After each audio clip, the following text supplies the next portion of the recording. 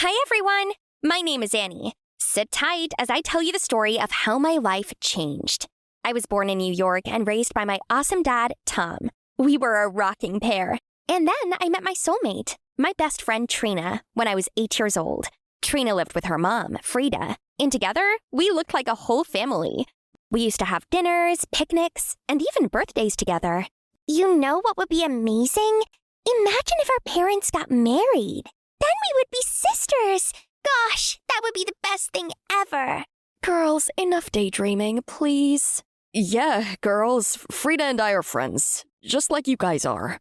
Our friendship only got stronger with time. We could spend all day together and never have to worry about getting bored. OMG, I just remembered! Jackson's party tonight. Do you think Crosby will be there? God, stop being a creep. I am not going to a party for you to gawk at the boy and never speak to him. It's been 5 years. Either talk to him or move on. I'm getting there, just biding my time.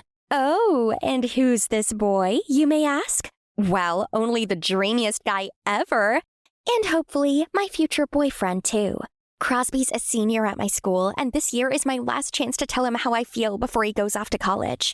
Trina was right. Enough stalling. Time to make my move.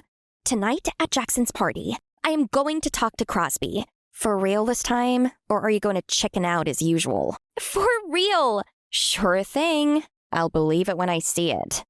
I spent 2 hours getting ready that night. Hair check, outfit check, face double check. Mission Crosby was ready to go. Where are you going? Jackson's party. I told you yesterday. Oh, well, tell them you're going to be late. You promised to volunteer at the community center tonight. What? Dad, come on! The happiness of my high school life depends on this. I will volunteer extra time tomorrow, please. Nope, you know the rules. A promise must be kept. You can still party afterwards. Now let's roll. This was beyond frustrating, but I had to keep it together. After texting Trina to go on first, I was ready to speed run this chore. At the community center, I did everything at lightning speed. And after an hour, Dad finally let me go. Phew! I touched up my makeup and headed out. I had been rehearsing my words to Crosby every night for the last 5 years. There's no way I was going to blow this chance. I walked in, but there was no sign of Crosby or Trina anywhere. I headed towards the garden, hoping to see either one of my favorite people, but instead, my heart stopped. I saw Crosby and Trina kissing. What's going on? Annie, wait, it's not... I walked out of there as fast as possible. How could she? My best friend, out of all people. I couldn't even tell which hurt more. Seeing my longtime crush with someone else, or being betrayed by someone I regarded as my own sister. I was so hurt. I didn't want to tell anyone, not even my dad. So I ran straight to my room and cried myself to sleep. Overnight, my phone blew up with a million messages and calls from Trina, but I didn't want to hear anything from her at that point. The next day, my eyes were so puffy from all the crying that I had to hide them behind sunglasses. Trina still tried to approach me in the hallway. Hey, did you get my messages? No? I don't care what you have to say. I deleted them. Without listening to them? What could you possibly have to say? I know what I saw. You were kissing my boyfriend. What? And how is he your boyfriend? You've never spoken to him before. But you knew how much I liked him. You backstabbed me. Was this your plan all along? To hurt me like this? You sound insane. You are my best friend in the whole wide world. Shouldn't you be giving me the benefit of the doubt and at least hear me out? Well, I don't think this friendship can be saved anymore. I left Trina standing in the hallway. What made me even angrier was how she was crying, and everyone kept rushing to console her like she was some kind of victim. I was the one betrayed here. One day after school, I came home to find my dad planning an elaborate feast. What's all this? Oh, we're having important guests over. 7 p.m. sharp. Be ready. I was definitely not in the mood for guests, but the fancy dinner didn't sound too bad. I figured I'd just stick around for a bit. What's the worst that could happen, right? Wrong! Guess who our guests of honor ended up being? Why is she here? Annie, sit down. Tonight's an important one. Yeah, right. Now here comes the peace intervention. I couldn't wait to hear whatever lies Trina had told her mom.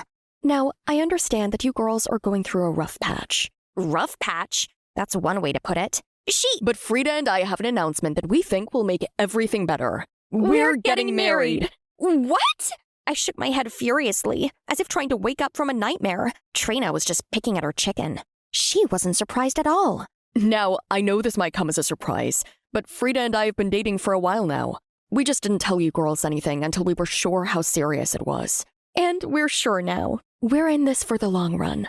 What on earth? Could the timing be any worse?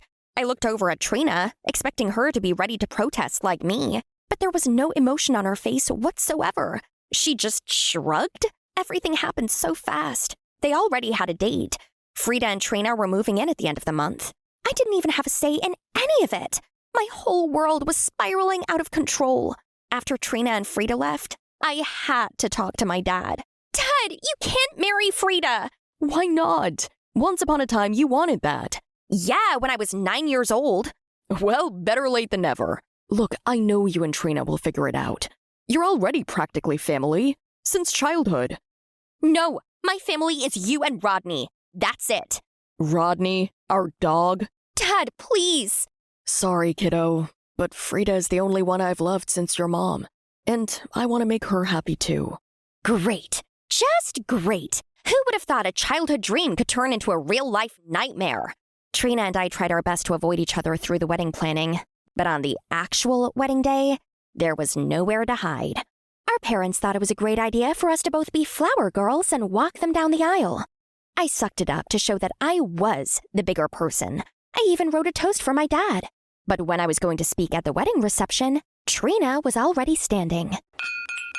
Attention, everyone. I wrote something for my mom. Actually, I did too. Cool. You can go after me. I think I should go first. I mean, my dad married your mom. What does that mean? Grow up. Stop acting like a kid. That's rich coming from a backstabber. Guys, it doesn't matter who goes first. Trina got so pissed that she shoved me. In a fit of rage, I shoved her back, and she fell right into the wedding cake. I didn't mean to, but boy, did it feel good seeing her covered in cake. Annie, what is wrong with you? But she shoved me first. Didn't you see that? My dad was so upset that he didn't look at me the entire night. The next day, I was grounded for 2 months. On top of that, I also had to write an apology letter to Frida for ruining their wedding. And what punishment did Trina get?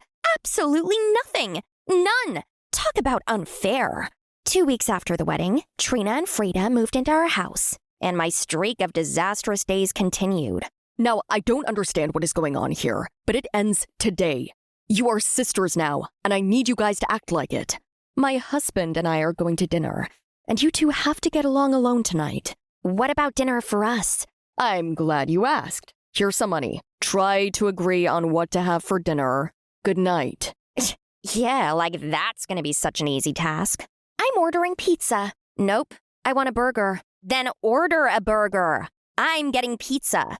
There's not enough money to get both. Use your brain and think. This was no time for her nonsense. I quickly grabbed the money Dad left. Trina tried to snatch it back from me, and the bill ended up being ripped. Look what you did! Once again, we started shoving each other around, just like on the wedding day. But this time, Trina pushed me, and I accidentally knocked over Dad's flower vase. Ouch! Then she just went into her room and slammed the door. No apology. Nothing. Now what were we supposed to do about dinner? So, thanks to Trina, instead of a delicious pizza, I had to settle for whatever leftovers were in the fridge. When our parents got home and saw the mess, I had to be the one to explain what happened since Trina was still sulking, and they were furious. Now both of us were in big trouble. My antique vase! I am so disappointed in both of you. You couldn't even have one meal together in peace without making a whole mess of the house. I tried, but she tore up the money. That's a lie! I don't care. Go to your rooms. You are both grounded indefinitely. Fine by me, as long as I didn't have to interact with Trina anymore. But being grounded meant coming straight home from school. No parties, no hangouts, no nothing. The boredom was starting to get unbearable, which only fueled my dislike for Trina, even though we barely spoke or even saw each other since the incident. One evening, we were all home when the TV reported a hurricane warning. Immediately, loud thunder exploded. sending our dog Rodney bolting for the door. I ran after him, but he was too fast and fell right into a pond. I knew I had to save him. Rodney couldn't swim. But before I could react, Trina had already jumped in. I had no idea she had been running with me. She got Rodney and handed him to me. But it could have been dangerous for you too, you know? Yeah, but I know what this dog means to you. As she walked away, conflicting feelings swirled in my head. Did Trina really just risk her life to save my dog? Rodney was the last gift I got from my mom before she passed. And I had told Trina that, back when we were close. Later that night, I couldn't sleep, so I went to Trina's room. Hey, thanks again. I'm still shocked you did that for me. I would never do anything to hurt you. Not now or ever. But I'm tired of this. Look at this video. I sent it to you that night. I owed her this, to at least hear her out now. I played the video and was rendered speechless. It was a CCTV clip of the garden that night at the party. Turned out, Trina and Crosby, they weren't kissing. I had to beg Jackson to get me that CCTV footage. I knew how important that night was for you, and I wanted to make sure Crosby would take you seriously when you confessed. So I thought maybe I should talk to him first. But the music was so loud, I had to lean to talk into his ear, and that's when you walked in. The fact that you thought I could hurt you like this. Oh gosh, how could I have been so quick to judge? I am so sorry. I should have heard you out. Annie, it hurt. Still does. The fact that you just readily threw our entire friendship away over a boy without a second of hesitation. You wouldn't even listen to me. We've dreamt of becoming sisters all along, but when it finally happened, all we did was fight. I know. It's all my fault, Trina. Please forgive me. Just go back to your room, Annie. I need some space. Trina wasn't ready to forgive me, which was completely understandable. But I missed her so much. I needed to make it up to her. So, one afternoon, I planned a picnic in our backyard. What's all this? A peace offering. It's me saying how sincerely sorry I am. If you give me another chance to be your best friend, I will never hurt you again. Please, Trina, can you forgive me? This is nice and all, but I'm sorry. We can't be best friends anymore. Because we're sisters now. Oh, thank goodness! I missed you so much. Me too. Finally. I always knew they would work things out. Yes, all right, so my dad had been right all along. From that day on, our life was happier than ever. A childhood dream that briefly became a nightmare had finally turned back into the dream life. Misunderstandings really can lead to terrible consequences. But as long as we remember to communicate openly and be willing to hear each other out, we won't lose our loved ones over silly fights. Hey! Been trying to find you at school today. I have big news, and it's bad. Real bad! Don't leave me hanging. Mom says we're defo moving to California by the end of the month. What? No way! That's a 2-day drive from here. Yeah, I know. But Mom's marrying David. The same David that's scared of spiders, cockroaches, and everything? Yeah, that guy. He's been trying to get her attention for ages, sending her flowers, playing the guitar on her porch. Then last week, he even climbed up the oak tree so he could hand her flowers through the bedroom window. Okay, that's kind of creepy. Ew. Tell me about it. But you know, the worst part is, I have to transfer to another school. No. Lisa couldn't move away. Who would I sit with at lunch? Who would I watch corny movies with? Ugh, we've been besties for years. We couldn't just be separated like this. No one would ever understand me like she did. We were like two halves of a whole. Her dad had passed away, so she only had her mom, while I only had my dad. And yep, that's my amazing dad. It's been just me and him for the past 10 years. I still remember that afternoon when my mom took her suitcase and left with another man. After that, me and Dad moved back here, to our hometown, New Hampshire. It's only when I got a little older that I found out Mom and her lover scammed Dad out of everything. So Dad's been working his butt off to open his own repair garage to provide for us both ever since. It isn't fair.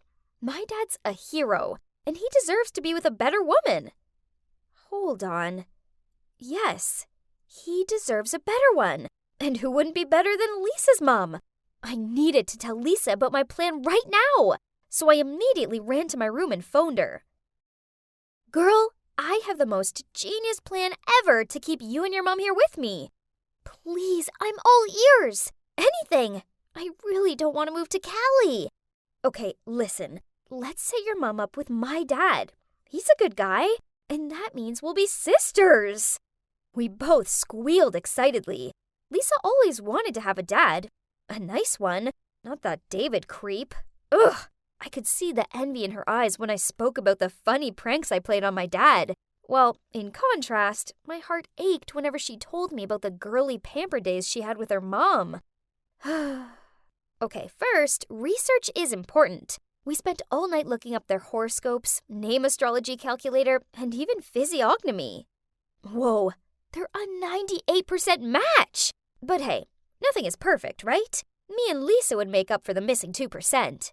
The next day, we were both zombies due to the lack of sleep. But at least a proper plan had been set. I told Lisa to tell her mom, Mary, to come around on Saturday for my birthday. Yeah, it's not actually my birthday, but she's a presenter for a big news channel, so she's super busy. We needed to make up some special occasion, so she couldn't say no. Then I told my dad to prepare his signature dish to welcome my special guests. There's no way Mary could resist. That day, I was helping Dad with the ingredients when I heard the doorbell. I opened the door to see Lisa standing there with a pink frosted birthday cake. And by her side was her mom. Happy birthday, sweetie. This one's for you. Oh, something smells good. And so familiar. She continued. Hello? Mary? Jack? Why are you here? For Erin's birthday. And you? I'm her father. And FYI, today isn't her birthday.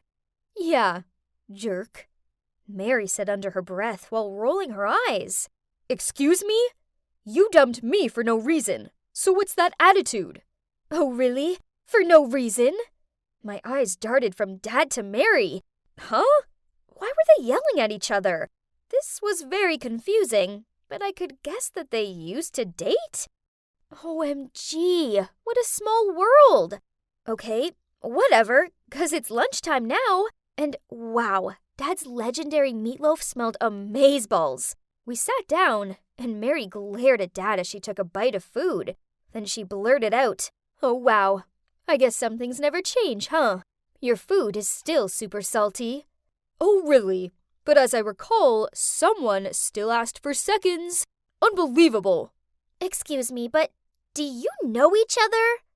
Lisa innocently interrupted. There was an awkward silence. Then Dad said, Yeah, we do. But this is the first time I've seen Mary since we broke up, right after I visited her studio for the first time. Mary looked flustered as she replied, Lisa, you shouldn't have tricked me into coming here. Finish your food, then we're leaving. On hearing this, Dad ordered Lisa and me up to my room so he could talk to Mary in private. Only we hid behind the couch and listened in. Turns out, on that day, Mary took my dad to the studio to watch her first filming as a news presenter. After that, she'd passed by the waiting room and overheard Dad talking to someone. I clearly heard that person ask you how I looked, and you said I was still the same old Mary. Do you have any idea that I spent 2 hours in makeup and was excited to show you? Dad tried to chime in, but Mary wouldn't give him a sec. Worse still, later you even told them you were over the moon I wouldn't be your girlfriend for much longer. Thus, to intercept that, I had to break up with you first. Oh my. So my dad was a playboy or something? Lisa and I swapped confused looks, then continued watching the show. My dad was dumbfounded, and then he said in a helpless voice, Oh, Mary, things were not like that. I said that you look the same because you're always as beautiful as the day I met you. And about the other thing. Yeah?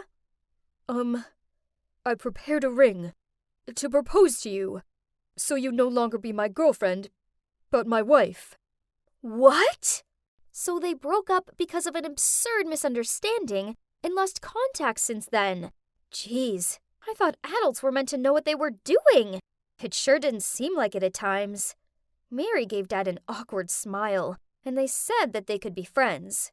Then she told him about David and how she was marrying him on the 22nd of December. No! We couldn't let this happen. There had to be another way of getting them together. But that road was full of thorns and spikes, especially when Dad dropped a bombshell. His new girlfriend, Lucy. A few days later, when I was working on my art project, Dad walked into the room with her. Excuse me? She was wearing this super tight bodycon dress and had at least 7 layers of makeup on. Ugh. Then she even dared to pick up the photo of me with Mom and smirked. Oh, how nice. I rushed over to her, snatched it out of her hands and shouted, "Keep off my things! I don't like you!" She immediately glared at me. But then seeing Dad coming down from upstairs, she suddenly smiled and hugged me while whispering in my ear, "You don't, but you have to." Jeez, what a poisonous snake. But worse, when she left, Dad had this dumb grin on his face, and then he actually asked if I wanted her to be my new mom. Oh no, she'd hypnotized him for sure. In a rush, I called Lisa to tell her about it. She came up with the idea of asking her mom to join us at the Christmas market this week. Bummer. She refused. Apparently she had too much wedding planning to do. Ugh. And if you're thinking it couldn't get worse, then Dad invited Lucy along. So Lisa asked her mom to let her stay with me for a few days, so we could teach this Lucy some lessons. May the pranking commence. That morning, Lucy showed up in this fancy light blue dress and ordered Dad to get her a chocolate-covered waffle. What a shame. I accidentally knocked it all over her outfit. Oops! Then a fake fly somehow fell into her hot chocolate. Her eyes almost bulged out of her head when she drank that.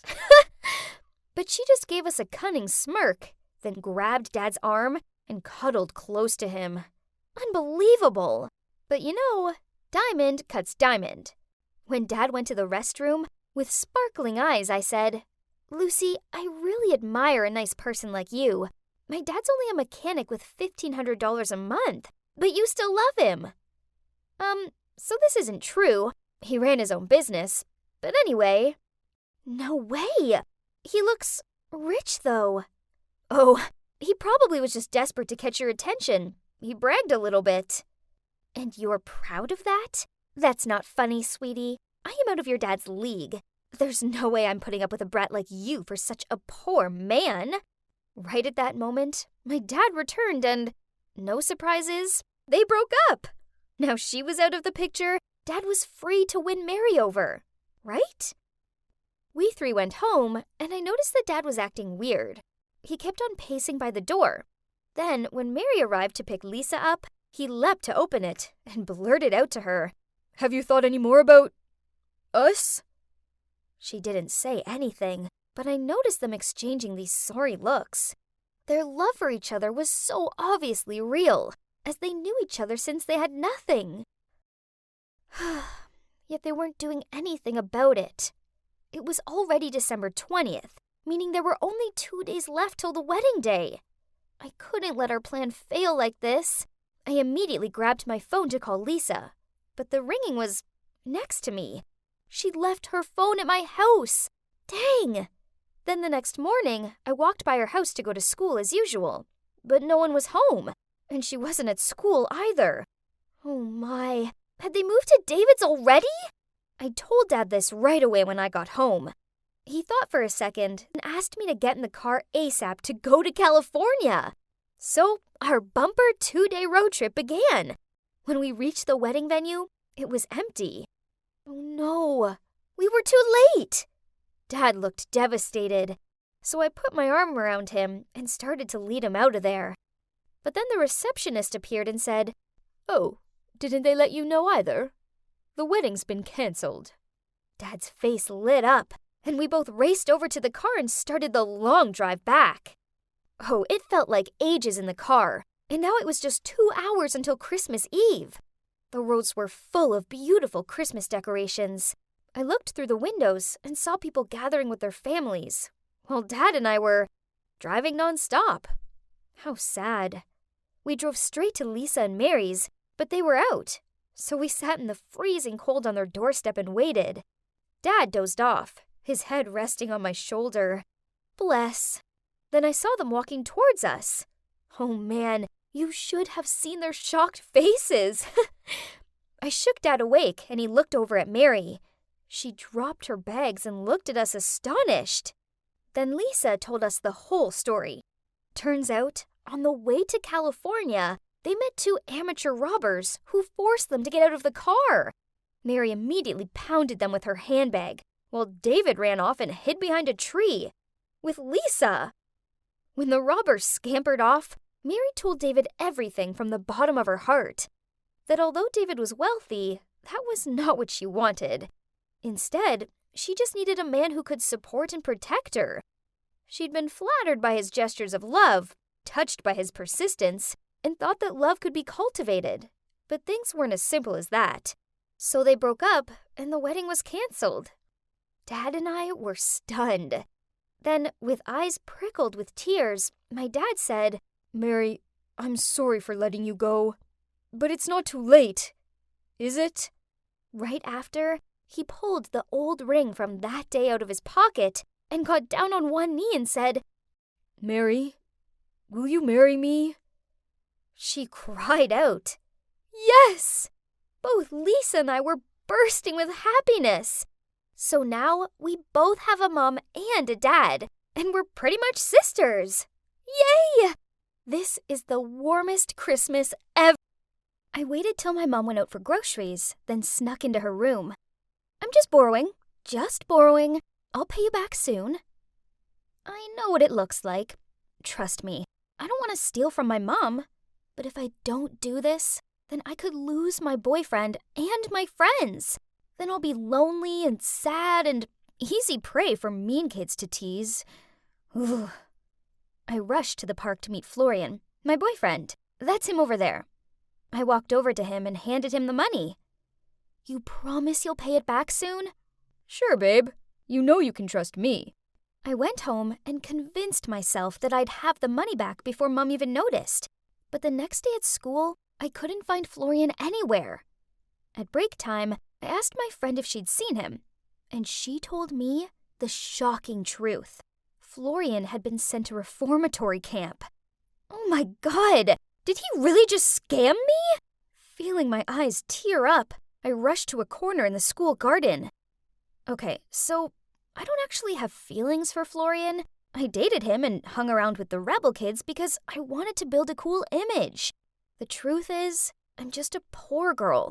If people find this out, then my life would be over, right? They'd isolate me and tease me. Hey, Shannon, are you okay? Oh no, that's my friend Rachel. I can't have her see me like this. Hey, what's happened? She sounded so sincere, and I had to admit it. It would kind of be nice being able to confide in someone. So I blurted out how my dad passed away last year, and now Mom struggles to pay the bills, and she works all hours in a factory, and how Florian tricked me into giving him money from Mom's savings. To my surprise, Rachel put her arm around me and, smiling sweetly, said, "It's okay, Shannon. I can lend you the money. You can pay me back whenever." My eyes lit up and I spluttered out, "Really? You do that for me?"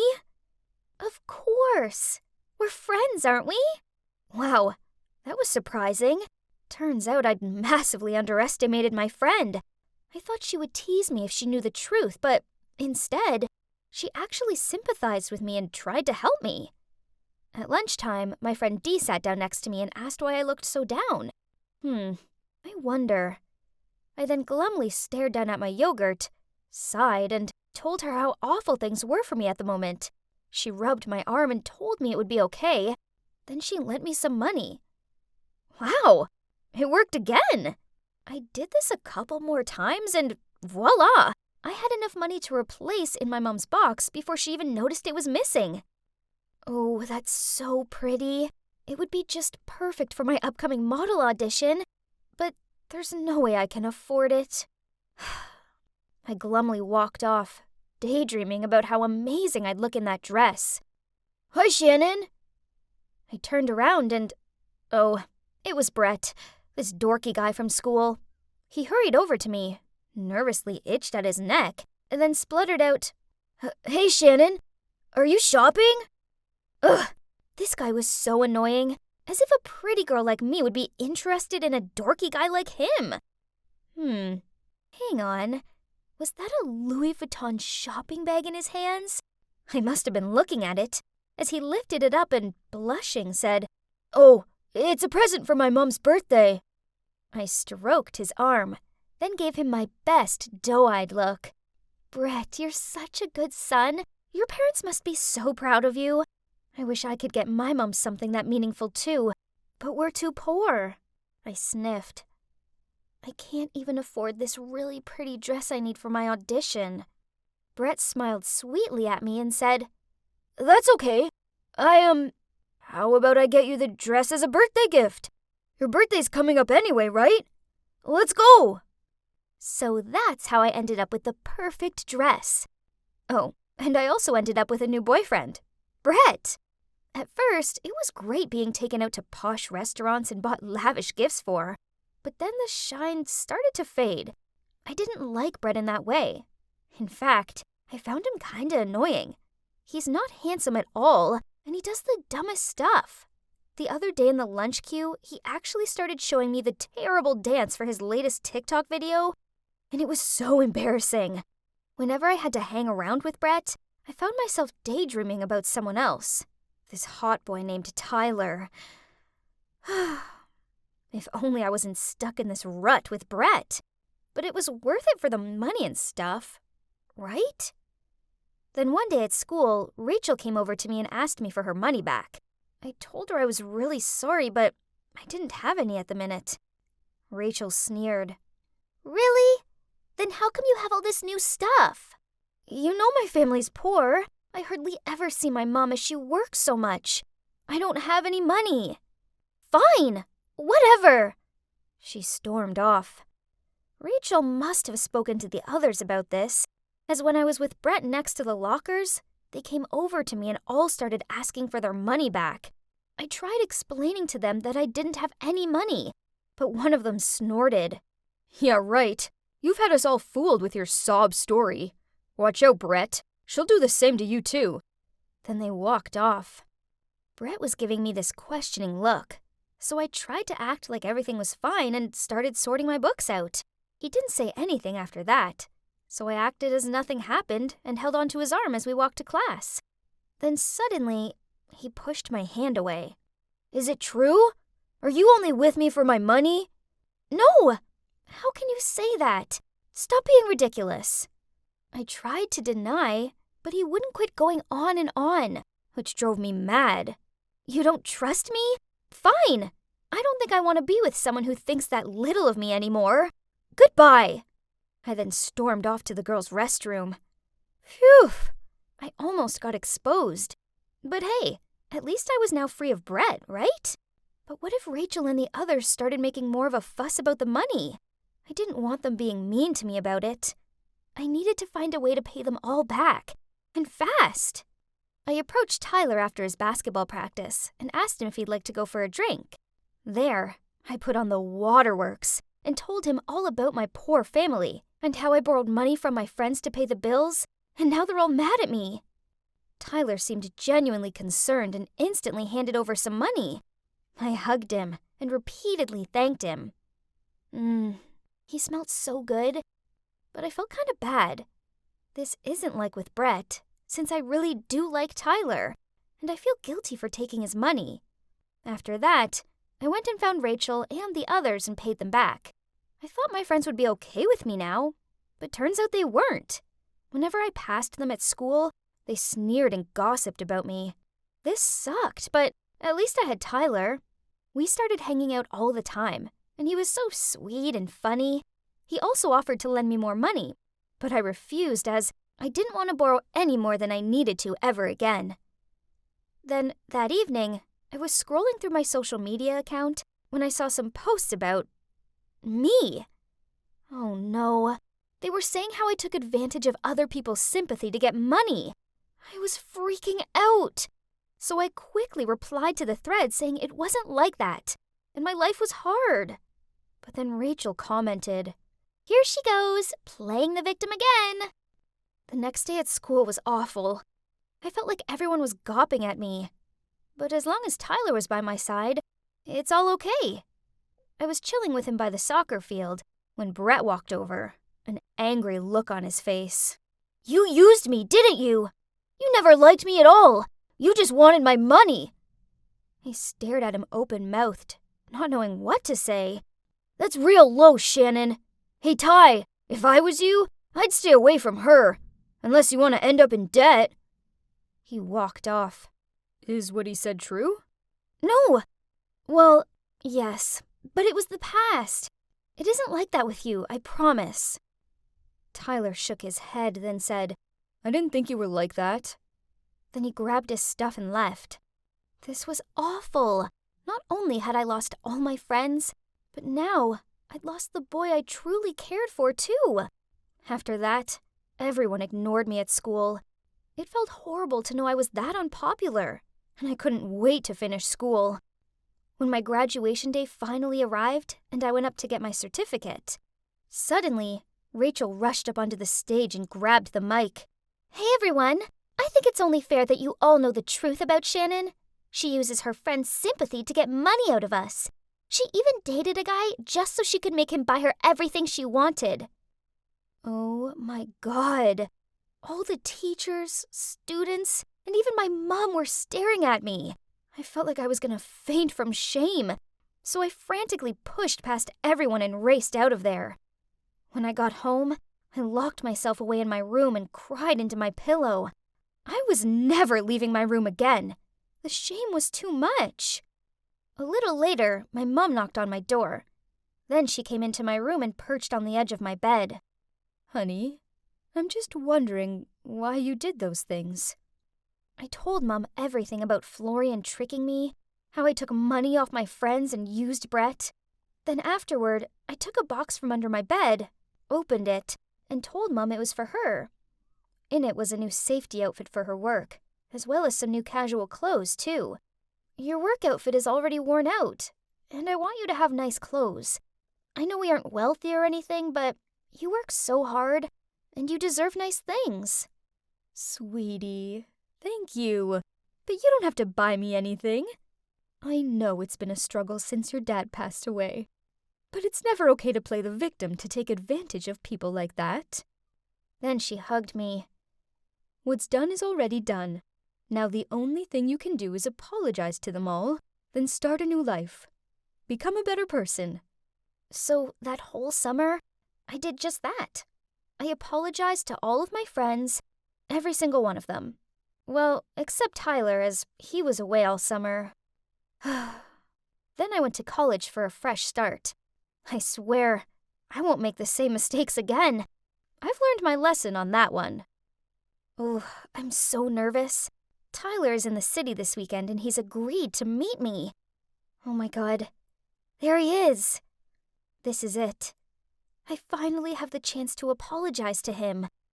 I hope he forgives me and sees how much I regret what I did. This time away from him made my feelings grow even stronger. Oh boy, I just miss him so much. He still looks at me with that soft smile and such sparkle in his eyes. I can't lose him this time, and I won't. On my very first day of high school, I showed up in my extreme goth girl attire as every other day.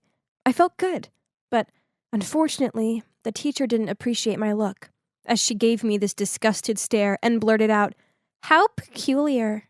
Excuse me? So how do you define normal? How come being your true self is abnormal, but it's totally fine to live a fake, boring life just to fit into this judgmental society? The whole class gasped and stared at me. As for the teacher, I'd rendered her speechless. I guess word got around, as at recess this red-haired goth boy smiled at me, then said, "Hey, it's Miranda, right? Do you want to join my group?" Well, no need to ask twice. This guy was cute. And everyone in this group was goth too. This was where I belonged. They share my views on how the media's unattainable standards of beauty are fake, and how pathetic everyone is for striving to look like mass-produced dolls. Ugh. I like them. Actually, I didn't have many friends. You see, as soon as I discovered my true identity at 13 and started dressing this way, my old friends ditched me. People are always so quick to judge and don't gel well with others that are different. It's so lame. But whatever. Those bland blenders could never understand my effort to stand out and be true to myself. The only girl who stuck around was Isabel. She's been my best friend since we were 6. And my black lipstick and chokers didn't scare her off. My parents just thought I was going through a rebellious phase, so they let me do what I wanted. Only my older sister Harper was bitter about it. Oh, please! Biologically and technically, you are not a goth. You're an American who likes the gothic style. Jealous much? You see, Harper was your standard girl next door type. Just like everybody else. Yawn. Whatever. As it's her business. I don't care. But please don't force me to be like her. Ugh! Okay, back to school things. From that day onward, I joined the goths. They were all very cool. Especially the red-haired guy, Ralph. The more time I spent with him, the more I knew we were made for each other. So one time, I confided in Isabel about my feelings for him and told her I was planning to ask him to be my boyfriend. Are you sure? It's just you haven't known him long and you don't know how he feels about you. Oh, bless. Isabel was being her usual sweet, caring, worried self. But come on, this was a sure bet. It's okay, Izzy. I'm the coolest one, not only in my group, but also in this school. There's no way he can turn me down. No. Ralph's answer cut right through me without any hesitation. I haven't even finished my love confession. Ouch. Seeing me dead still and mouth wide open, Ralph continued, Look, Miranda, your style is so cool, and I know you're one of us, but honestly, whenever I talk to you, I think it's just so tasteless. Besides, I'm already dating Aaron, so we should just be friends. Tasteless? What did he mean, tasteless? And OMG, Aaron? Unbelievable. Her goth makeup and outfits were no way near as good as mine. What did she have that I didn't? Furious, I stomped home, rushed to my room, and screamed into my pillow. On hearing this, Harper hurried in and asked me what was up. I needed to talk to someone, so I blurted it all out to her. Wow, she raised her eyebrows. Rude. Still, she paused, scratching her chin. Uh-oh. I know she always does that thing whenever she's about to say something mean. You know, that Ralph guy does have a point. I mean, instead of spending 3 hours a day applying endless layers of makeup, you could use that time to learn how to be less boring. She shrugged. What? Shut up! Get out of my room! I furiously pushed her out and slammed the door. But, come to think of it, what if the other kids stopped being friends with me, and not because of my look, but due to my tastelessness? Nah, that can't be the case. Harper was just being her usual ridiculous self. So I stayed loyal to myself throughout high school and continued to live life my way. No one can make me change my mind, ever. Yeah, I know senior year is important, which is why I made a conscious effort to attend the college enrollment fair. After a while of wandering around, I found myself drawn to the social science section of one university. This was it. This is what I wanted to major in. This was so exciting. I'd finally found something else amazing besides the goth lifestyle. That night I asked Harper to take a photo of me to send with my application file. She gave me this dirty look and replied, You really think they'd want to interview a student looking like they belong in Dracula's castle? No, she did not just say that. How disrespectful. Why do people care so much about appearances? You pick someone due to their caliber, not the surface. Well, if looks are not so important, why don't you just quit being angry, get changed, and just take a simple photo? Harper raised her voice. Ugh, arguing with her was pointless. So I ran back to my room and locked myself in there for 2 whole days. Ugh, I hated this world. I had a lot of thinking time, which made me realize I do really want to major in social science. So I decided to listen to Harper, remove my makeup, fix my hair, and borrow her clothes for the picture. Oh my God! No, I can't even look in the mirror. I looked horrible. But Harper thought otherwise. I told her to just take the dumb photo. But she ran off and dragged along my parents, who cooed and clapped on seeing my new look. You look so beautiful, honey. My mom held her chest. Were those tears in her eyes? Oh, man, this was so lame. This wasn't me. I'm not some insignificant, boring-looking girl. Ugh! As soon as Harper took the photo, I darted toward the door, desperate to return to my goth look. Please, Miranda. My parents both grabbed my arms. You look so much better this way. But this isn't me. If I don't stay goth, then I'll be losing myself. I shook them off. A few weeks later, I got a reply from the university. I had got through to the online interview stage. Whoa. But this time, I wouldn't change myself. During the interview, one professor asked me about my social experiences, such as part-time jobs or social volunteer services. I hadn't done any. I'd thought of that once in a while, but due to my goth look, I didn't get to work anywhere. I admitted that to the professor and proudly announced, being goth is my true identity. A few weeks later, I received their response email.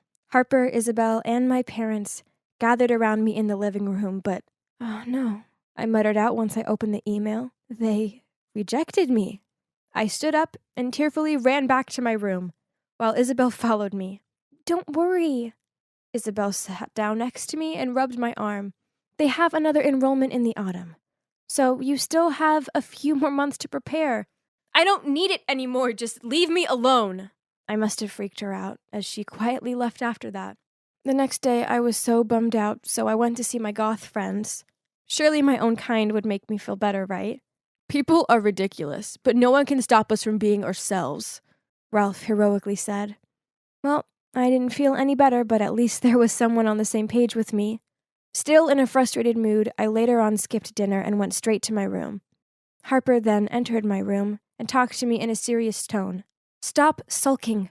I've seen that email and your profile. Here's the ugly truth. They didn't reject you because you're a goth. They rejected you because you're just a bland person with below-average grades and no social experience whatsoever. I threw my pillow at her, demanded she leave my room right now and never come back. But that night I couldn't sleep. Her words were bugging me. I don't know, maybe she was kind of right. I mean, I guess I could do more to help my case, as I knew I really, really wanted to study that major at that university. So the next day I started looking for a part-time job. But everywhere required this gross uniform and decent look.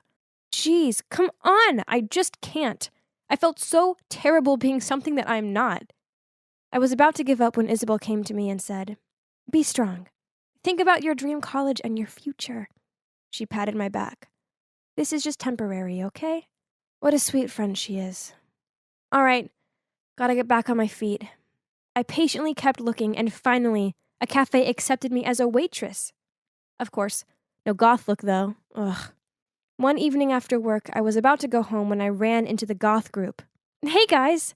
I cheerfully greeted them. What's the event tonight?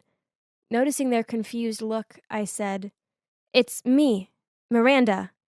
They burst out laughing. Seriously? Miranda, is it really you?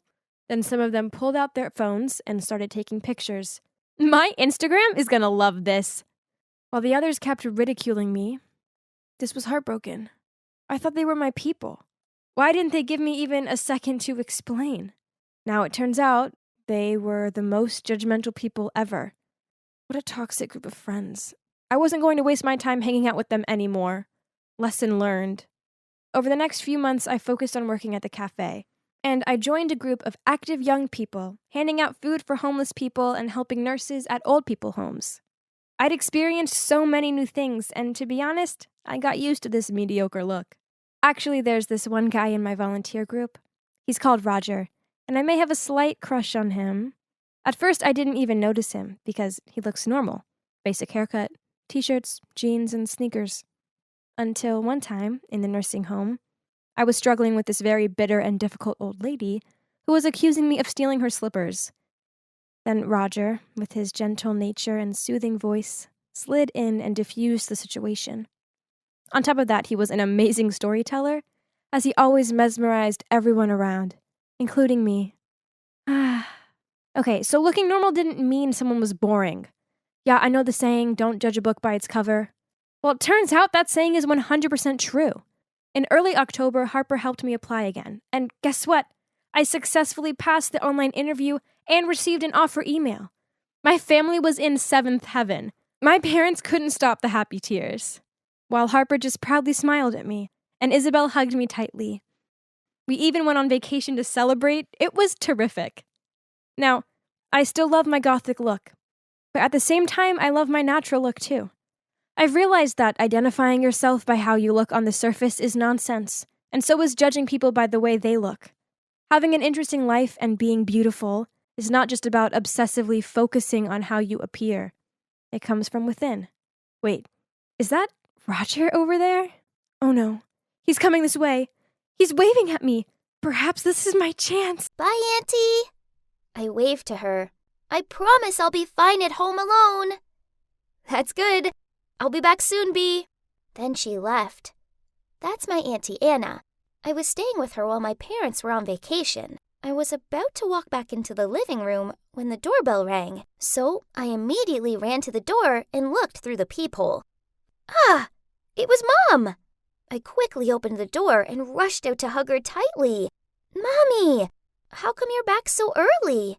Mom stroked my hair and softly said, Oh, sweetie, I came to pick you up. How can I leave my little princess alone? Now, hurry up and pack your things. I gave a confused look. But Auntie Anna's at the grocery store. Shouldn't we wait for her? She shook her head. No, sweetie.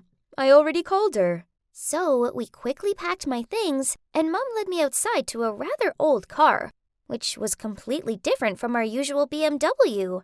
Mom, where's Dad? This isn't our car, I asked her.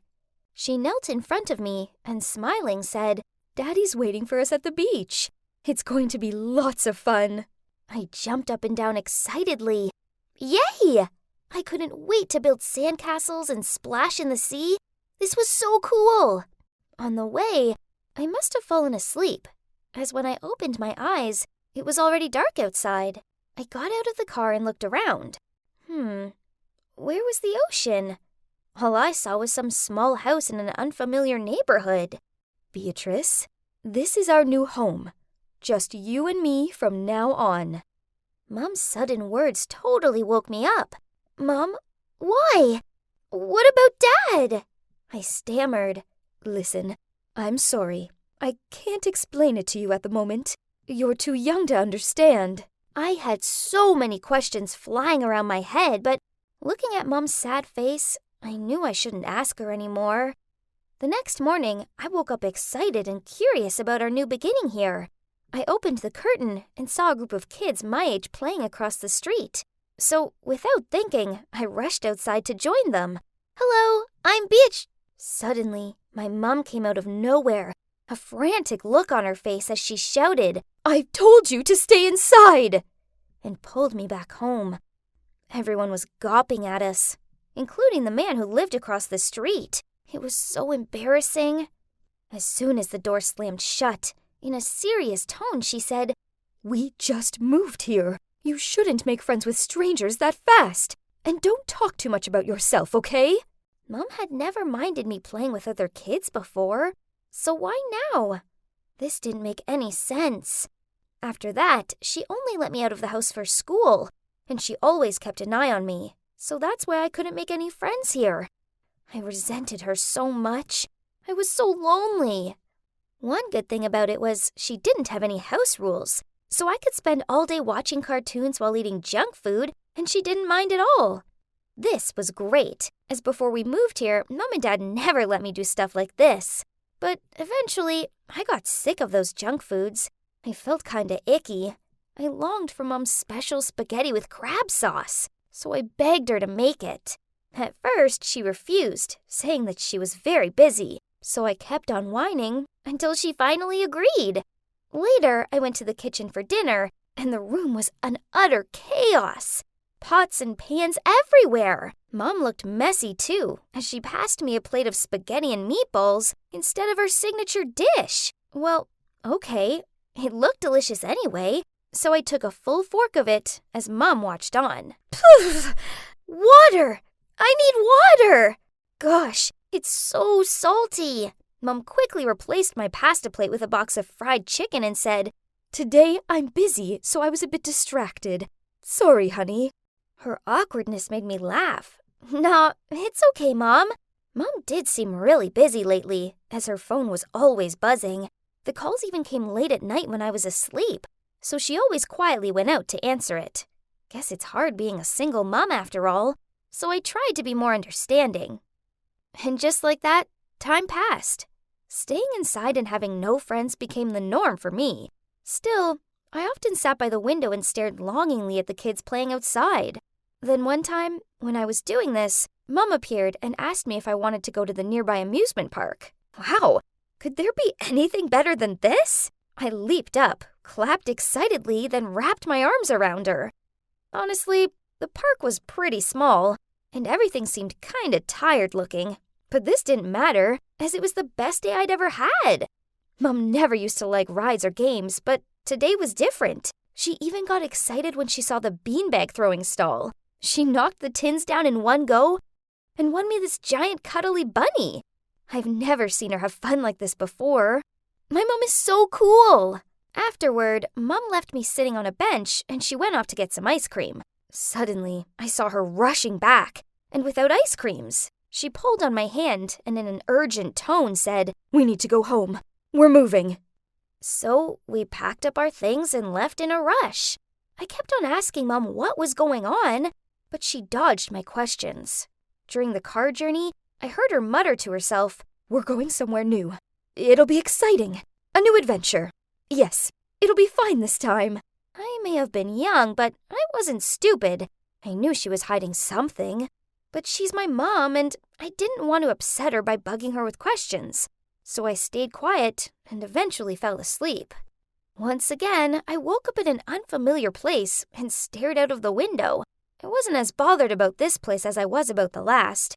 I didn't want to get too attached to it, as I didn't know how long it'd be before Mom made us move again. But there was one thing that bothered me. Across the street was a man looking straight at our new house. He looked identical to our previous neighbor. Maybe he'd just moved here too? What a coincidence! I mentioned the man to Mom, but she told me she didn't know him, and then sternly told me never to interact with him. At school, I was the strange kid who didn't talk to anyone. The older I got, the worse this felt. And the other kids laughed at me, and I heard them call me weird behind my back. I felt so lonely and depressed. So at home, I often just sat by the window with a book and tried to pretend that the adventures I was reading about were happening to me. Worse still, Mom was acting even odder than usual. The other day when I got home from school, I found her chucking perfectly good food out of the fridge. Some were even brand new. I asked her what she was doing, and she replied, "It's gone off, so I'm getting rid of it." Then she started scrubbing the fridge. "The smell won't go. Why won't it go?" What was she talking about? Everything seemed fine. What's happening? Then I discovered that Mom often left the house late at night and didn't return till dawn. I knew if I asked her about this, she wouldn't say anything. So that night, I snuck out and followed her.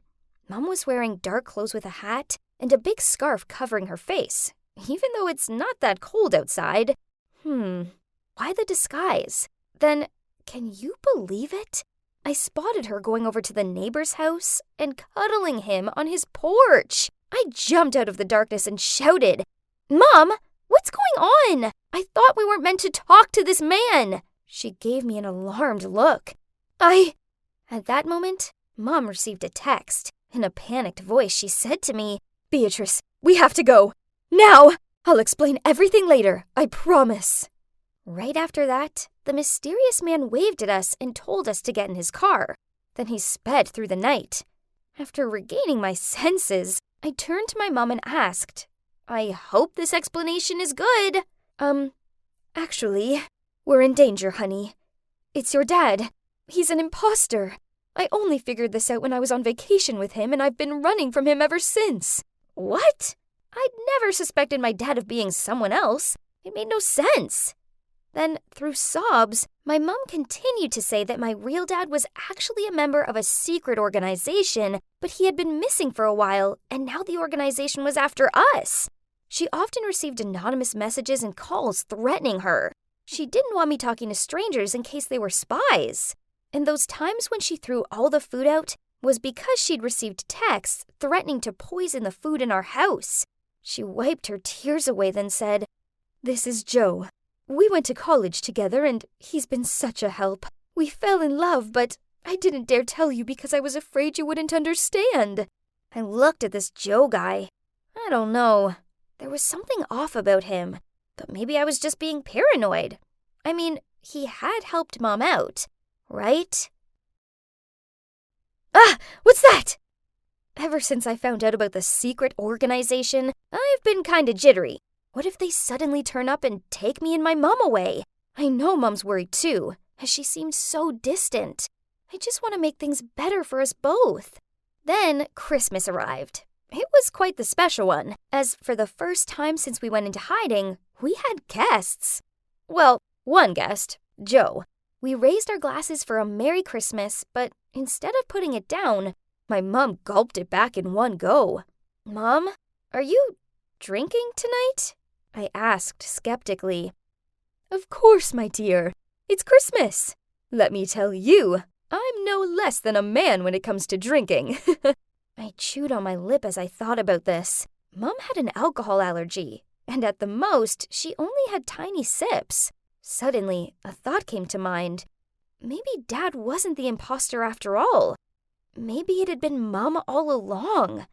She enjoyed the roller coaster rides, though to my recollection, Mom was afraid of heights. She couldn't cook. She now loved Joe, a strange man, and she could have downed alcohol without being ill.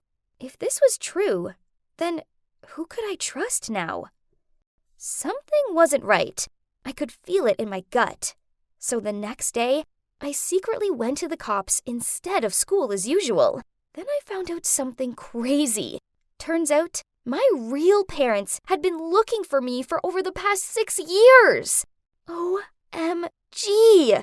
As for the mother I was living with, who was she? I tried to stay calm while waiting for the police to contact my parents first. And as soon as they got there, the three of us broke down in tears. That's when my real mom told the whole truth. Actually, she had a twin sister called Linda. No one had ever known about Linda, as due to her debt problems, my grandpa rejected her and forbade her to ever show up in front of anyone in the family. But my mom couldn't disown her own twin, so she secretly gave her money. Then one time, Linda was asking for too much that Mom turned her down. Unexpectedly, she came and took me away to pressure my mom to send her more money. During that time, my mom kept transferring her money to make sure I'd be provided for. She hadn't given any information about Linda to the cops, though, because Mom still wanted to talk to her first, though, so that her sister wouldn't end up in trouble. Wow, this was a lot to take in. After that, Mom ran over to Dad, who's in line to talk to the police. She grabbed his hand and begged him to give Auntie Linda a chance. As you see, I missed out on having a normal childhood because of my aunt, and what she did was wrong. But there's a part of me that will always care for her, as she raised me for all these years. And my heart urged me to say, "Dad, I didn't want to turn her in either." My dad looked at me hesitantly, but in the end, he nodded in agreement. So we decided to deal with it ourselves without the intervention of the police. Then, the next day as planned, I was in the front yard with my fake mom when her identical twin marched up to our house and confronted her. Once my Auntie Linda got over the initial shock, she confessed everything to me. It was sad, but glad that it's all over now. Mom paid off her sister's debts with one condition, that she would never, ever get near me again. Now I'm back home, with my actual parents. It's going to take some getting used to, as I've forgotten how to make friends, and going outside alone makes me nervous. Looks like the memories of the adventure with my uninvited Aunt Linda might follow me for quite some more time. I know I have to try and move forward. I can't get back the past 6 years, but I can do my best to try and embrace the future. Who put those books on the upper shelf? And why were my clothes in the closet reorganized? Did she seriously go into my room and rearrange my stuff? Unbelievable! Avery, dinner's ready. Okay, Dad. Wait a sec. My dad shouted back. What's taking you so long? Come down now. Dinner is getting cold. Okay, I'm coming. As I walked into the kitchen, I gave her a resentful look. "What were you doing? You know dinner's always at 6. Well, that's because she went into my room and reorganized everything. It was like Hurricane Katrina stopped by my room. I had to put everything back where it was. You must be wondering why I had this attitude towards my mom. Well, first, she isn't my mom. She's my stepmom. And second, I just couldn't stand her. You see, my parents divorced when I was 15, and after just 6 months, my dad started dating Rose. My first impressions weren't great. I mean, look at her. Okay, she's kind of beautiful, but her style just doesn't fit her age. She has this whole wannabe rocker thing going on. No, I'm serious. She even has a tank top that says, "I'm a rocker mom." My actual mom was the total opposite of Rose. She looks how a mom's meant to, with her elegant clothes and polite demeanor, and that's also how she raised me to be. Then there's the age difference. Rose is a decade younger than Dad. Suspicious? What if she was only after his money? I thought they wouldn't last, but then 1 year later, they announced that they were getting married. So, yeah, you can see where my hate was coming from. That's enough of me telling you about my family. Let's go back to this boring dinner. My dad just gently said, "Rose was just helping you. She didn't mean it. Now let's dig in. This smells delicious, honey." Ugh, whatever. I rolled my eyes and sat at the table. I looked down and couldn't believe my eyes. It was spinach and sausage lasagna, Mom's signature dish. How dare Rose copy it? First, she rearranged my room, and now she wanted to replace my mom? Talk about a real-life evil stepmom. No way I was going to eat that. So I stood up, said I wasn't hungry, and started walking off. Dad stood up and was about to yell at me, but Rose stopped him. Whatever. I still ran upstairs and slammed my door shut. The next day, when I came home from school, I saw that Rose had a few friends over for beer and pizza in the living room. Look at them. They looked like they were having a band meeting. Normally, women their age have tea parties, not fast food fests. "Hey, Avery." Rose greeted me. I just ignored her and went upstairs. But suddenly, I heard one of her friends say, "What a stubborn kid. Doesn't she have manners? If I were you, I would show the kid who's the boss around here." Jesus, her friends were awful just like her. Whatever, I didn't care what they said.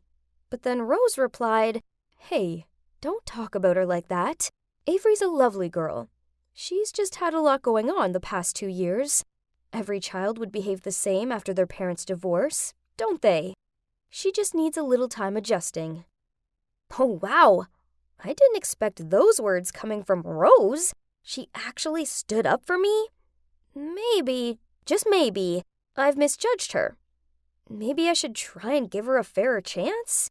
So, that evening, when I saw her watching a movie, I walked over with a big bowl of popcorn and asked if I could join her.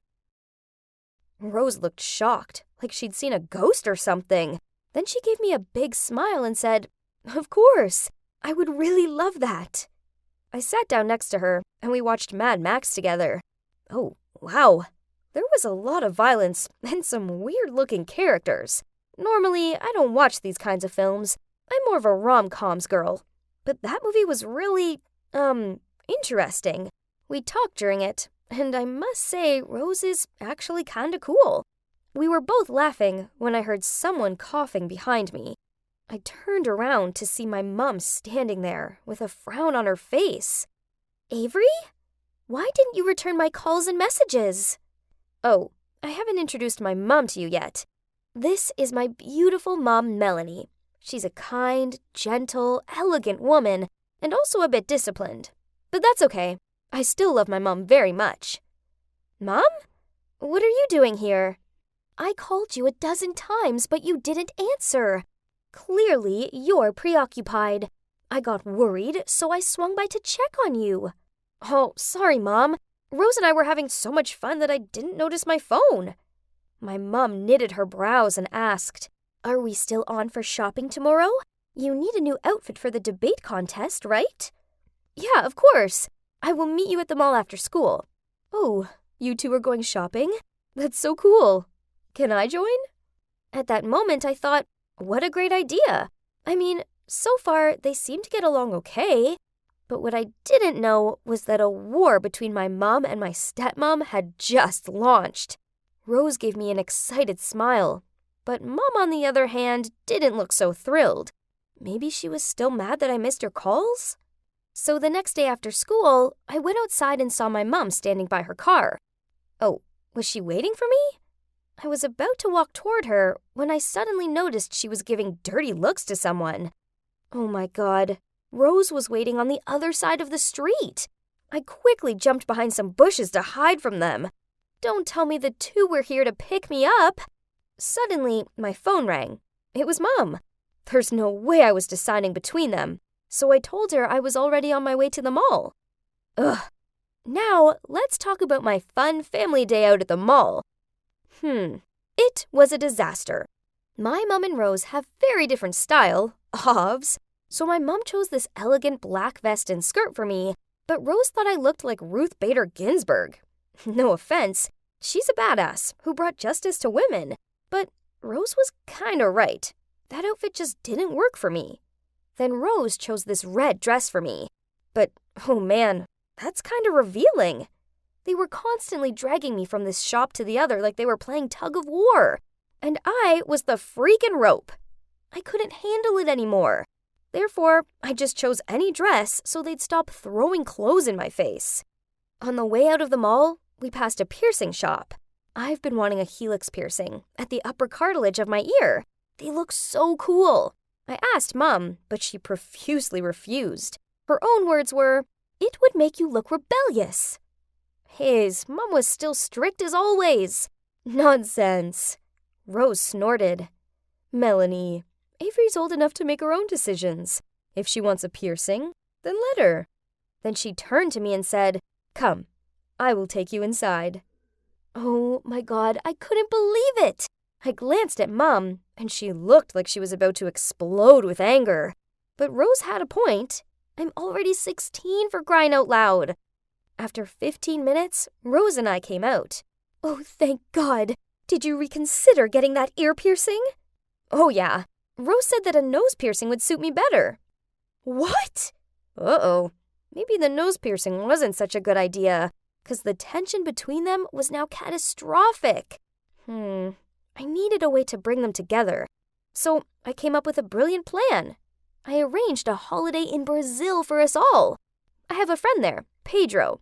He was an exchange student at my school, so he could show us around. Dad was in on the plan. At the last minute, he pretended to be busy and canceled his spot. Perfect! Now Rose and Mom would have plenty of bonding time. As soon as we walked into the hotel lobby, they started fighting over who got to share a room with me. What's wrong with them? We just landed in Brazil! So I took the keys from the receptionist and told them they were sharing, 'cause I'll be by myself. Then in the evening, after we all got some rest, I waited for them in the lobby. Man, what's taking them so long? Suddenly, I saw two women walking over, and they were pushing each other. My God, it was Rose and Mom. I tried to keep calm and said, "Jesus, can you two please stop acting like kindergarten kids?" Mom sneered. Well, Rose over here took a 45-minute shower while I urgently needed to use the bathroom. You know how sensitive my stomach is. Rose rolled her eyes. That's because I have a strict beauty routine to follow. At least you got some sleep. I didn't, thanks to your bulldozer snoring. I certainly did not.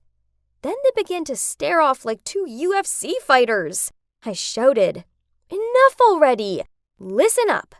I just made a dinner reservation for you two to get to know each other better. I have plans with Pedro, so I'll catch you both later." They were about to refuse, but I gave them this really intense look. Well, at least you're having fun. You two should hit a bar. Nothing can top some Brazilian bars. No drinking, and be back by 10 p.m. tops. Yeah, I know. Have fun.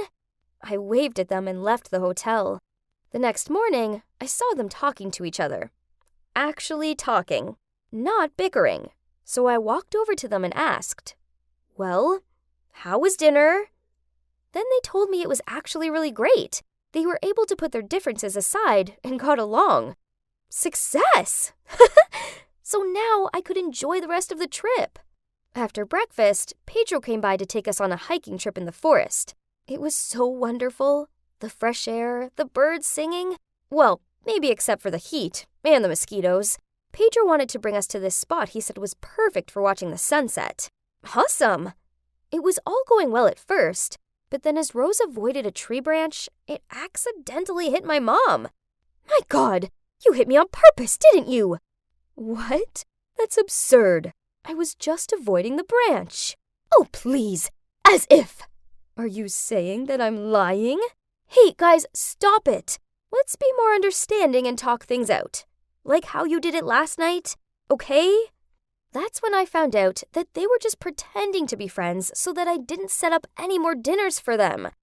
Oh my God, unbelievable! After their friendship act was exposed, they began speed hiking, like they were in a competition or something.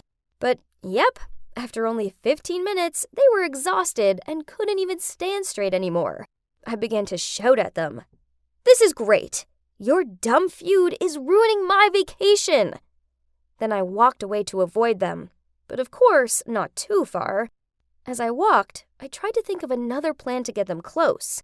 Then I realized I'd wandered further away from the group. Okay, Avery, don't panic. Pedro had given me a map of the forest.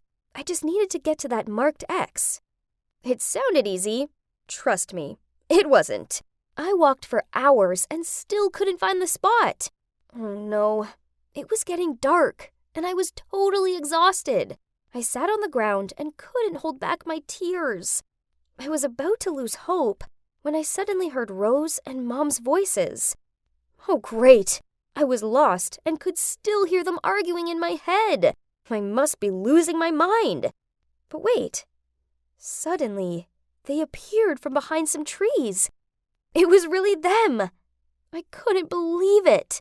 I ran into their arms and gave them both the biggest hug ever and cried like a baby. Before we went to the airport to head home, Pedro came to say goodbye.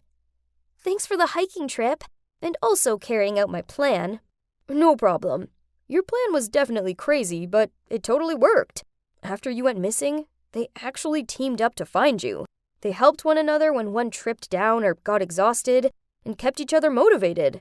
Pedro grinned at me, then continued. I too was freaking out when I didn't see you at our meeting point. Luckily, I still found you. Oh yeah, I forgot to mention that pretending to be lost was a part of my plan, but what I didn't expect was to actually get lost. Thank God for Pedro. And you know what? After that incident, my mom and Rose grew close. Actually, a bit too close, I think. They even sometimes hang out without me.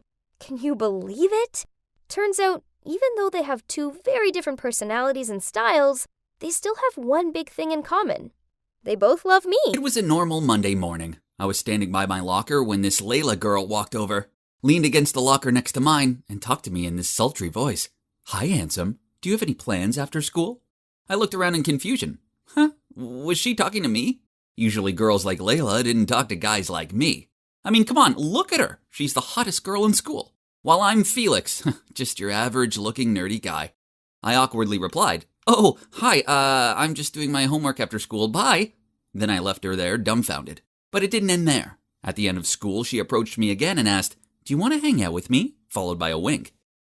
No thanks, I really have to finish my paper on the French Revolution. Then I walked off. Man, did she really want to hang out with me? No way. She must have lost a bet or something. Even on the next day, Layla, one more time, made a beeline for me with this scary, determined look on her face while I was chatting with my friends. And in a serious tone, she said, Look, Felix, do you want to be my boyfriend? What? All my friends started to cheer. I was so embarrassed that I shooed them away to get some privacy with Layla.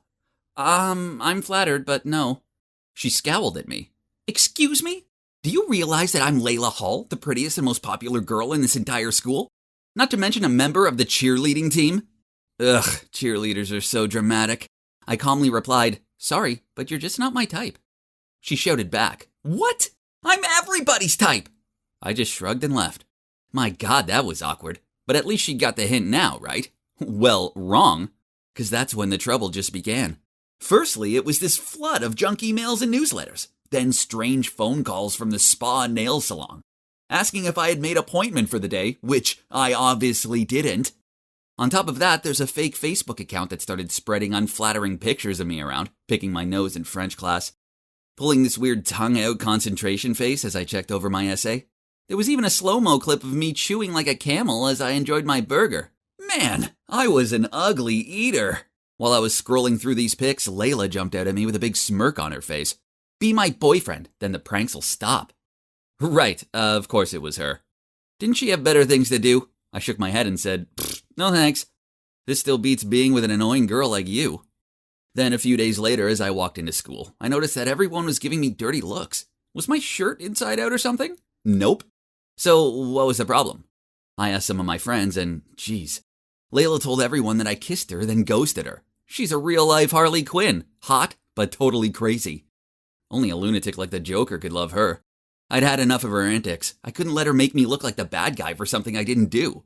So at lunch, I charged over to her table and yelled in her face, "Are you crazy? Why can't you understand that I don't like you?" Then I shouted so everyone could hear me. Hey, listen, this rumor about me kissing and ghosting Layla is a total lie. She made it all up because I refused to date her. So please, save your dirty looks for someone else. Thank you. Layla shoved past me and ran out of there. Ugh, okay, maybe I was a little harsh. But you'd brought it on yourself, princess. Then during French class, she was absent, but no one knew where she went. Was it maybe because of me? Nah, probably not. But as I was walking home, I spotted her sitting alone on a swing in the playground. Just go, Felix. This girl only brings trouble, I thought to myself. But oh man, she looked so sad.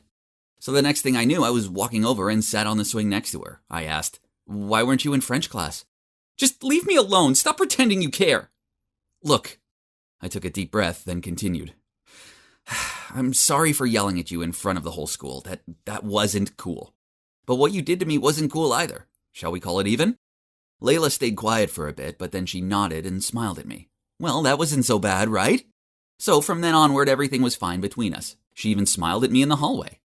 Whenever I saw Layla, this warm feeling came over me, and I couldn't stop grinning. Once, I even spent my entire lunch break trapezing around school just so I could catch a glimpse of her face. Oh boy, I think I've fallen for Layla. But why now? I tried to ignore these feelings, hoping they'd eventually go away. But then Valentine's Day came along, and Layla, being the popular girl she is, received enough roses to open a florist. Ugh, how annoying. I needed to do something. So after school, I went to her house with some chocolates and a teddy bear. As soon as she opened the door, I blurted out, "I know I'm a big dumb idiot. Rejecting you was a huge mistake. Please, will you be my Valentine?" I stood there red-faced and prepared for rejection. But she just snatched the gift out of my hands, then said, "Yeah, okay then." Oh my God, I couldn't believe it. Me, your regular nerdy guy, was dating the most popular girl in school. Love is really unpredictable. I was amazed at how open she was to my nerdy stuff. She even watched The Mandalorian with me and cooed whenever she saw Baby Yoda. But the one thing that didn't gel so well between us was, yep, you guessed it, studying. Layla didn't seem to care about her grades, and I didn't want her to fail, so I offered to be her tutor. But she was constantly yawning and staring out of the window whenever we started studying. "Felix, I have an idea. Why don't you do my homework for me? In the meantime, I can go to cheerleading practice as we have an important contest coming up, and it means the world to me, just like your math quizzes do to you." What? Was she serious? My God, I hated cheating like this. But she gave me that puppy-eyed look, and me being the sucker I am, I agreed. "Thanks, Felix, you're the best."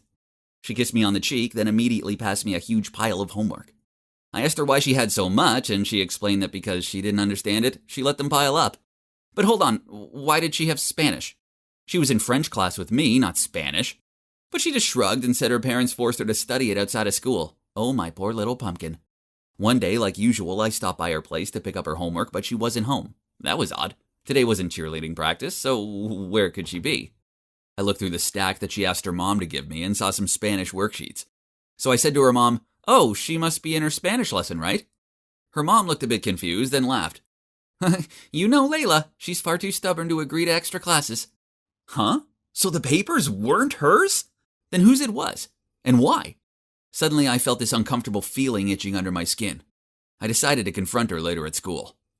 Then the next day I was walking through the hallway looking for Layla when I suddenly heard some guys cheering, something about getting an A in Spanish. Wait a minute, did he say Spanish? I turned to see who it was, and to my shock it was Hector, the captain of the soccer team. Hector was popular for being all handsome and everything, but also for sucking at school. Someone must have done his homework for him, and you guessed it, yeah, this someone was me. It all made sense now. Layla and Hector must be a couple. They may have been hot stuff, but they both sucked at studying. So she was using me to do both of their homework. It all made much more sense now. None of this relationship was real. It was all just an act. And no way was I letting them get away with this. I had a perfect plan to expose them. During lunch, I sat down at the table closest to Hector. Then I went into lovey-dovey overload with Layla. I fed her cheese fries, then I stroked her hair and loudly told her how soft it was. I quickly glanced over at Hector for his reaction, but nothing. He seemed more interested in her burger than her. Layla raised an eyebrow at me. Are you okay? You're acting really weird. I laughed loudly, then placed my arms around her, then said, it was actually more like shouting, "Oh, because you're so cute!" But why was there still no reaction from Hector? He and his friends even cheered, and on his way out of the canteen, he gave me a thumbs up. Layla didn't look fazed at all either. Man, somebody call the academy, 'cause these two deserved an Oscar. My plan was a massive fail. This was so frustrating. I fell silent, and Layla noticed and gave me this quizzing look. Something is definitely off. You're being really strange.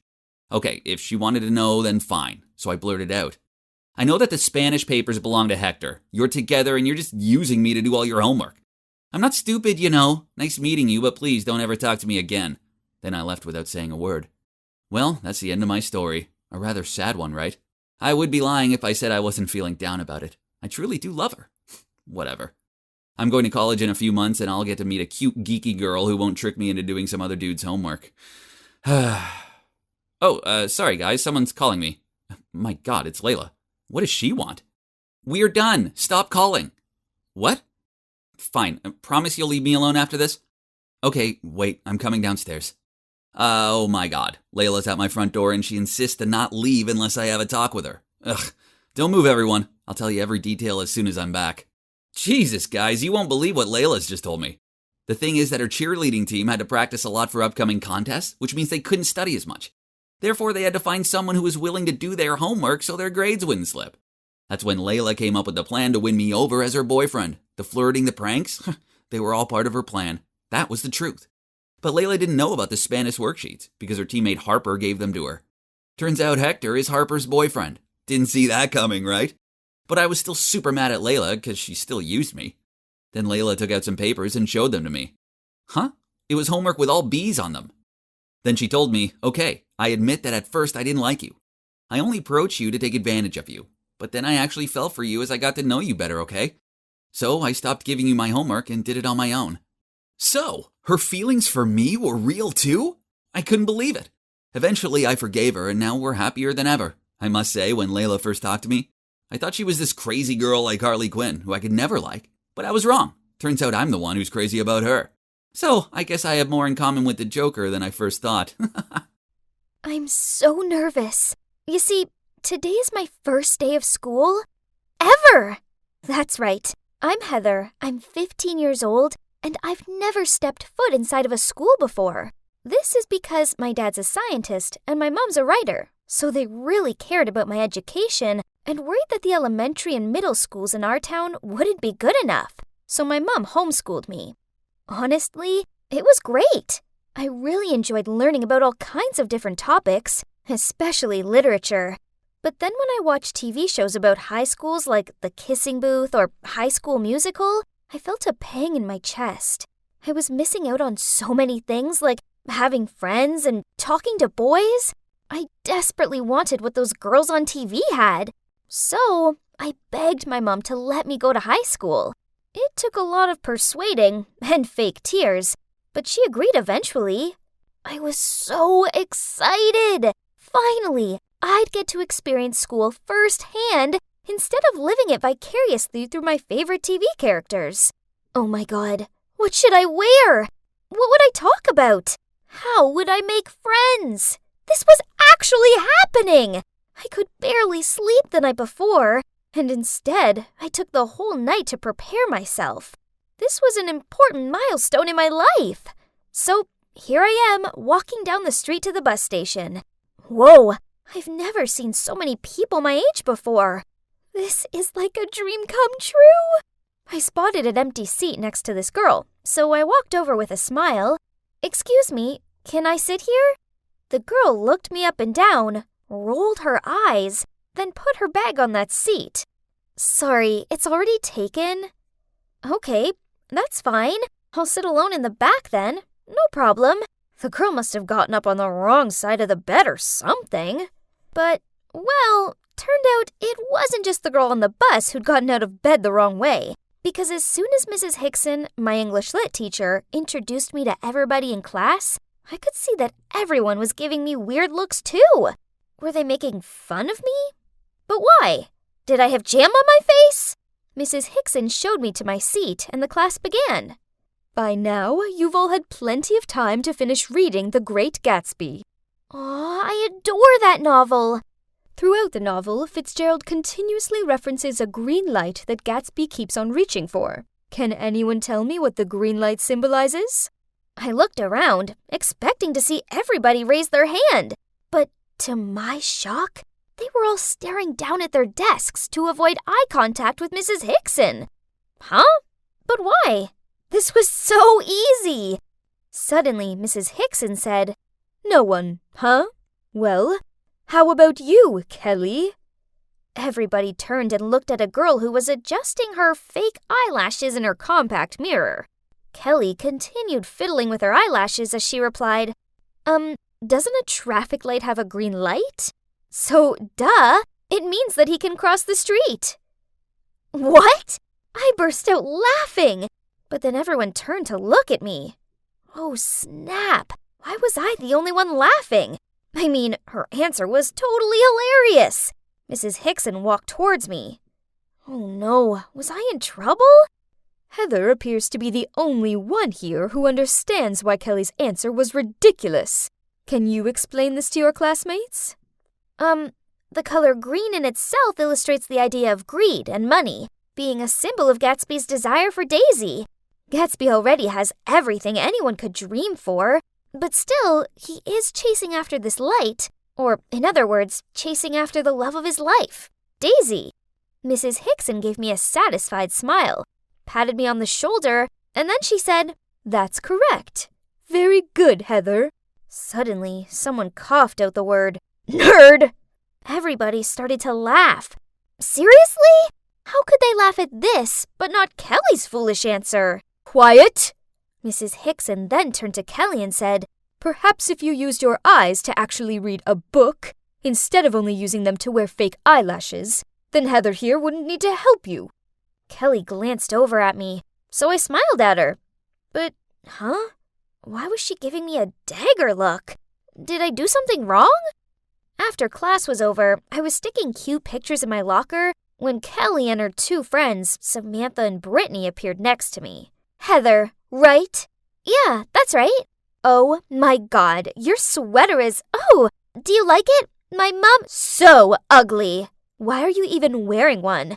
It's not even cold. Is your mirror busted or something? Why else would you choose to wear such an awful outfit? Then the three of them started to laugh. What do you mean? I dress just like Jess in New Girl. She looks amazing, doesn't she? This made them laugh even louder. While I was still feeling confused about what just happened, a girl named Taylor walked over. Hi, I overheard what you were talking about. Actually, New Girl ended a few years back, so her style is kinda outdated. Try watching Emily in Paris. That's the trend nowadays. Oh God, I didn't think of that. No wonder the girl on the bus. Oh wait, no wonder everyone at school was giving me awkward looks. They must be thinking I came from the past or something. And you should be careful. Kelly and her gang like to tease others, and I think you're their new target. Oh, so Kelly's stare earlier in class wasn't just a regular stare. But so what? Thanks, but I'm not afraid of them. I know this type of mean girl. They're all bark and no bite. So that night, I binge-watched Emily in Paris, It's très chic. I studied the fashion style and mixed up some outfits. I looked at myself in the mirror and, oh my, I really did look different. The next day at school, no one was giving me funny looks. How about that? Taylor's advice was really helpful. By the end of the first week, I'd established myself as most of the teachers' favorite student.